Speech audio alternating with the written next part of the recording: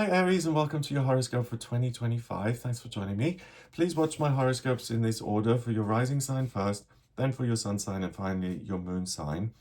And in this horoscope, I'm going to look at the retrogrades of the personal planets, Mercury, Mars, Venus, the 4 eclipses that we have happening this year, and also the 4 outer planets that are changing signs, which is really significant because the outer planets represent society and humanity. So that 4 of them are moving into different signs, and that they move so slowly means that 25 is going to look a lot different than 2024 did, but it also gives us a glimpse into the rest of the decade. What they do is exactly what Pluto did in 2024. Pluto moved into Aquarius in January, then it retrograded back into Capricorn in September, October, November for the final time, and now it stays in Aquarius until 2043. So the other outer planets, Saturn, Neptune, Uranus, and even Jupiter, are doing something similar here. So we're going to get a glimpse of what these big changes are all about and what we can expect moving forward over the next few years. Okay, so starting with the personal planets, Mercury retrogrades 3 times this year, and Mercury is the planet of communication and transportation. So on the downside, when Mercury retrogrades, it causes issues with communication and transportation. So expect delays with emails being delivered and travel plans being delayed. But for you, it happens in your first house of self, in your sign of Aries, and in your 12th house of spirituality and spiritual strength, and then it's in Pisces. So this first retrograde, the plus side of Mercury retrograde is that you're able to see things differently. And with it just being around your ascendant there, it means you can see what you're doing and what you're working towards very differently. It means the higher realms are going to give you information that informs your life purpose, and it may mean that your priorities really change. And that in March and April here, you say, do you know what, this is the path I've been on for a long time, and I really would like that to change now. Something else has become important. So pay attention to what comes up for you there. The second Mercury retrograde is from the 17th of July until the 11th of August. And that's in your 5th house of what you love. So what you love to do work-wise, your most intimate relationships, love, romance, the family unit, children. And Mercury in Leo is very confident and is very much the leader and able to put itself into the spotlight. And with it being in retrograde, it may be that those kind of relationships become a little more challenging and that you don't get the response that you usually get. So usually it's like everyone thinks you're the bee's knees and you're wonderful, and suddenly you may find that things are a little tougher. So the second Mercury retrograde is a good opportunity to look at your part in your relationships and what you're contributing to the dynamic, and to make changes if something is off. And then the final one is at the towards the end of the year, from the 9th of November until the 29th of November. And Mercury then starts during this retrograde in Sagittarius in your 9th house of travel and learning and expansion. So you may notice that you could become interested in different topics and different themes that you now want to explore. But it also then retrogrades into Scorpio in your 8th house. So that's really interesting because you may open up to new learning, sign up for new courses, maybe have a desire to travel or to connect with different cultures to learn a new language. But then also you'll get a very deep understanding of what are my relationships with certain institutions or authorities. And am I being treated correctly? Is this as it should be? Or could I make changes in this area? So you see, the Mercury retrograde really supports you here, especially this third one, in getting things right as far as your official relationships are concerned. The next thing is that Venus retrogrades. Venus is the planet of love and beauty and creativity. And when that's in retrograde, I usually suggest or advise that it's not the best time to start a new business or a new relationship, because your perception of what you love is altered and is very different. And it goes retrograde from the 1st of March until the 12th of April. And it does that in your first house of self again. And it retrogrades back into your 12th house of spirituality in Pisces. So the retrograde, it starts with Aries, goes back into Pisces. And that's interesting, because it's the second thing that says Aries, 2025 is an opportunity to see yourself differently, to see your relationship to the higher realms differently. And if there are things about yourself that you find difficult, or if you find spirituality somewhat of a challenge, or that you don't have access to it, you're going to feel the love very differently, and you can really change that relationship you have with yourself, to your own belief system, your faith, and your relationship to the world. So still, it's not the greatest time to start new businesses or relationships. For you, I think it's about taking a moment to step back and to reflect on your experience and whether you can bring more love into your life, either for yourself or for the whole process of being alive. Plus, if you want to have a spiritual breakthrough or awakening, I would say this Venus retrograde is the perfect time to do it. Then we have Mars, the planet of masculinity and drive, the red planet. Mars is about ambition and what I want and what I'm not going to compromise on. And when that retrograde, often the energy can cool off a little bit and you're not as kind of driven to make things happen, you see. So sometimes it can actually be a bit of a holiday and a bit of a break, and to say, actually, I don't need to win every race. Sometimes I can just accept what is and be totally fine with that. That retrogrades at the very beginning of the year. So it's been retrograde since the 6th of December 2024, and it stays in retrograde until the 23rd of February 2025. And that happens in Cancer, so Mars is in Cancer, and it's in your 4th house of family and your roots and where you feel like you belong. So I think for you, the Mars retrograde is a really good thing, because it's likely that there's less friction in your closest relationships, that you're able to nurture yourself and other people, and that the first 2 months here of 2025 until the 23rd of February are great for you to have compassion and empathy, and to not have to argue every point and detail and feel disrespected.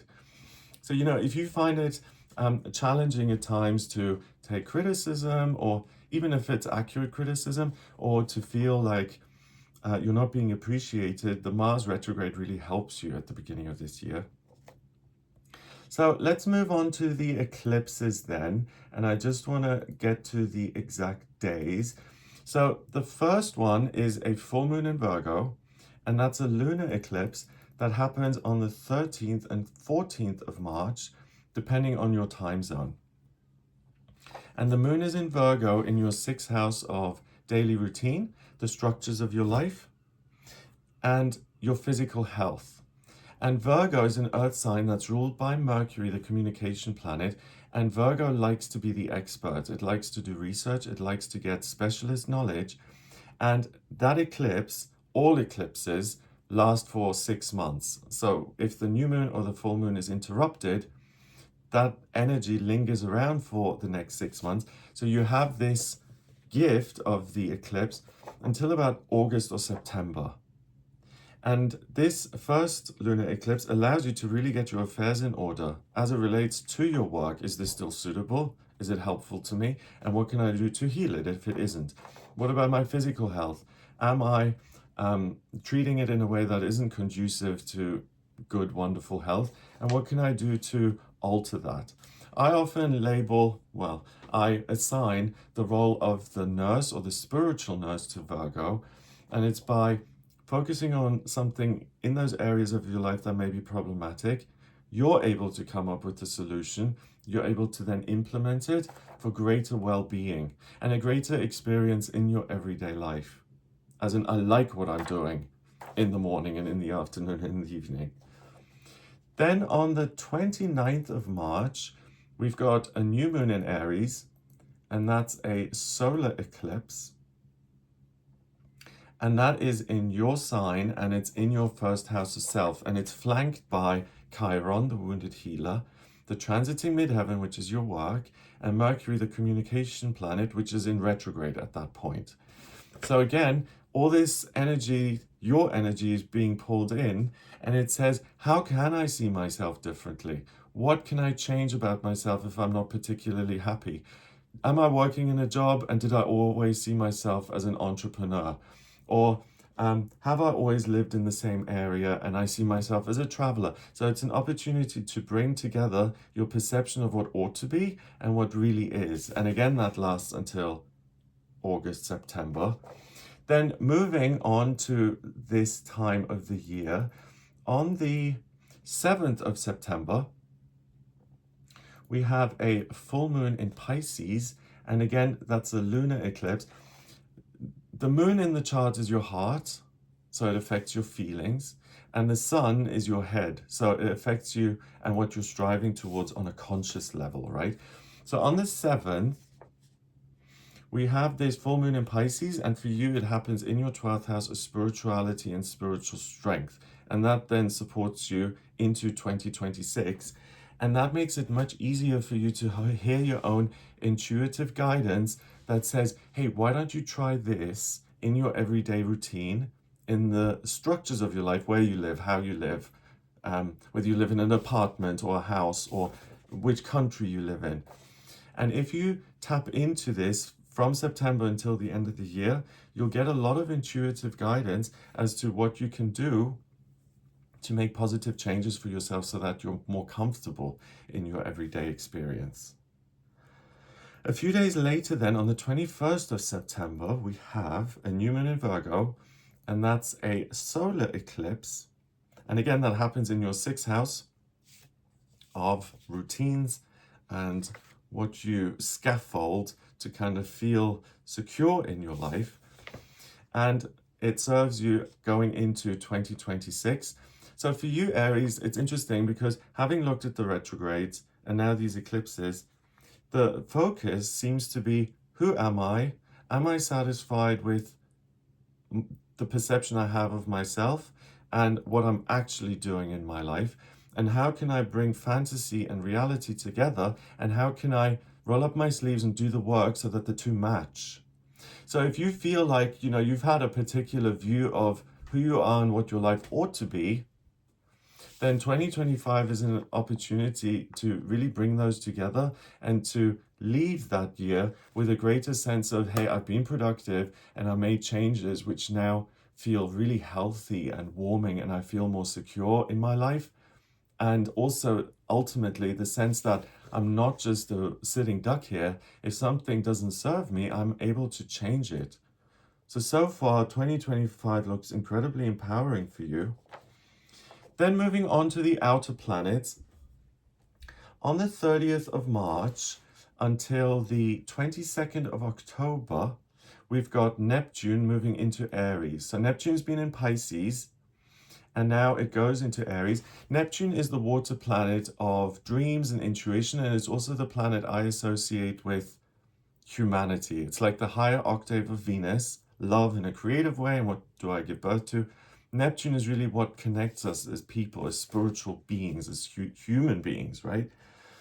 So that goes into Aries, into your sign, and it moves into your first house. So that's really good news for you, Aries, because if you felt that, hey, things could change, but I really haven't been inspired, or my imagination really hasn't served me in terms of providing me with different options, when Neptune goes into Aries, that stops. And suddenly you do have all of these ideas. You start to dream again. And also you start to look at things as in, even if it seems impossible or unlikely, I can make it happen. So that's wonderful, because then from March until October, you have such great self-belief that anything that you come up with can be realized. That's really encouraging. So I think you're going to feel very good about yourself, and you're going to feel strong, and you're going to feel like, I don't just have to respond to the effects of the world.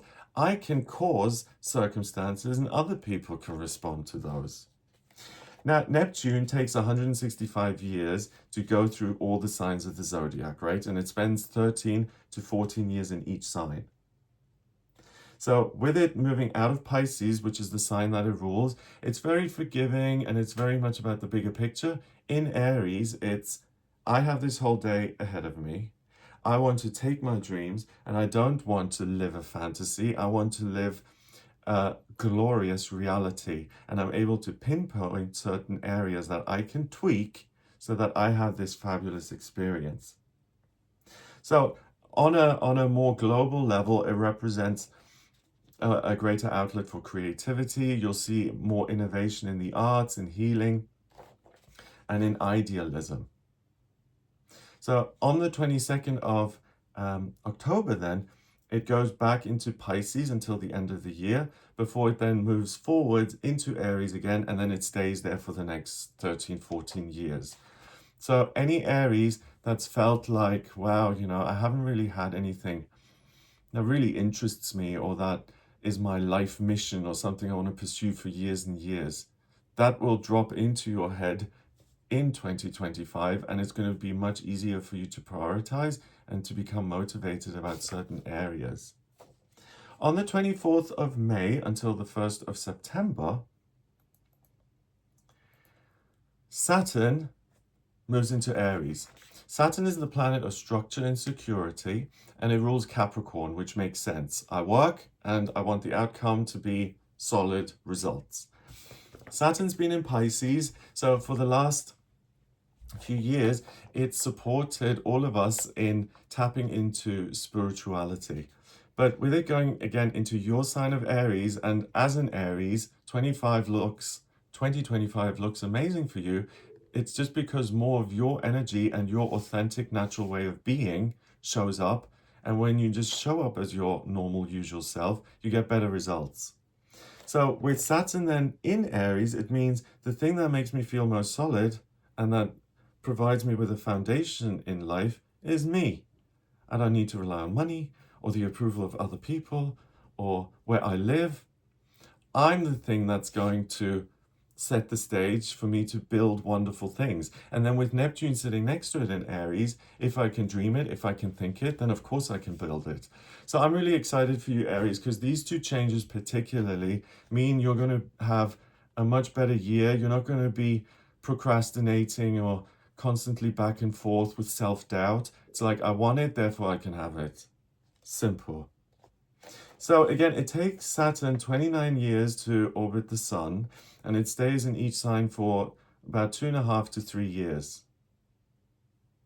On the 1st of September, it retrogrades back into Pisces. So from May to September, that sense of self-reliance is going to be strongest. But you know, also if you look at societal changes, because all the outer planets do impact humanity as a whole, a time in the past where Saturn was in Aries was in 1967 to 1969. And that was a time of real societal change. And there was also a war during that period. Aries is ruled by Mars, the planet of drive and ambition, but it's also Aries. It's Aries as in the god Aries / Mars is also the god of war, right? So you're going to become more willing to face conflict, but also on a societal level, there could be more conflict in the world and people not backing down anymore and really saying, I'm going to fight for my rights and I'm going to protest perceived injustices and I'm not going to take this anymore. So that kind of sets the stage for more conflict to come in. On the 9th of June next year, until the 29th of June 2026, Jupiter, the lucky planet, moves out of Gemini and it moves into Cancer. So Jupiter is good fortune and abundance and having more than enough. And in Gemini, it's about communication, problem solving, technology, information. With it going into Cancer from June to the June the year after, it's in your 4th house of family and roots and what you love. So this bodes really well for you from June onwards as far as your most intimate relationships are concerned again. You know, this planet isn't as significant in its shift because Jupiter moves quicker than the outer planets. It takes 12 years to go around the entire zodiac. So it stays in each sign for approximately 1 year. So from June 25 till June 26, it's a great opportunity to enjoy your existing relationships, but it's also a wonderful opportunity to start new relationships which are like family, so friends who become family, or finding the romantic partner and having a real sense of abundance in I am taking care of other people and I love other people and they also love and take care of me. And then the final outer planet that shifts is Uranus. So from the 7th of July until the 7th of November, Uranus is the planet of the miraculous and the unexpected and chaos, and even the path of Uranus in the solar system is very chaotic. So it's the unpredictable, right? And it's been in Taurus and it's caused a lot of trouble there for the last few years in terms of finances and people's securities and saying, oh, all these unexpected things are coming in, right? So with Uranus going into Gemini and it goes into your third house of communication, Uranus in Gemini is the seemingly impossible can happen when it comes to what I'm expressing, what I'm writing, what I'm teaching, but also it's the miraculous when it comes to technology and innovation and making leaps and bounds in things like social media and, of course, technological advances, even things like AI. And it stays then in Gemini. It retrogrades back into Taurus for the last time on the 7th of November. And it stays there until the end of the year. So from July to November, if you're a writer or if you're someone who works in IT or invention or in research or you're an academic, Uranus really, really amplifies your ideas and what you're able to come up with. And then if you remember Neptune in Aries and Saturn in Aries, you have the confidence to express your unusual, unconventional ideas. So 25 is going to be a wonderful year where we see a lot of new insights and innovation, and a lot of those innovations are going to come from Aries. So I hope that gives you an idea of what you'll be working with in 2025. If you'd like a personal reading with me, please get in touch via my website. It's gregoryscott.com. On the front page, click on the button that says book your reading. To order your reading with me, I use astrology, the tarot, numerology, and my intuition in my personal readings. And to draw up your birth chart, I just need your place of birth, date of birth, and time of birth. If you don't have the time of birth, then please order a chart rectification with me. That's a process where you send me 10 or more life events and I actually work it out manually, which makes the chart much more accurate. And then once I have the chart, I can really answer any questions about your vocational aptitudes, your life purpose, relationships, love, communication, spiritual development, friendships, when the best time is to buy and sell and to invest, even physical health. So if you have any questions at all, please do get in touch with me for a personal reading. If you like this video, give it a thumbs up, please. Hit subscribe for more videos and share the video with anyone who you may think would like it. That helps the channel grow. And I also do a daily tarot reading on the channel. Please become a member to watch those. Have an amazing year and I'll speak to you soon. All the best.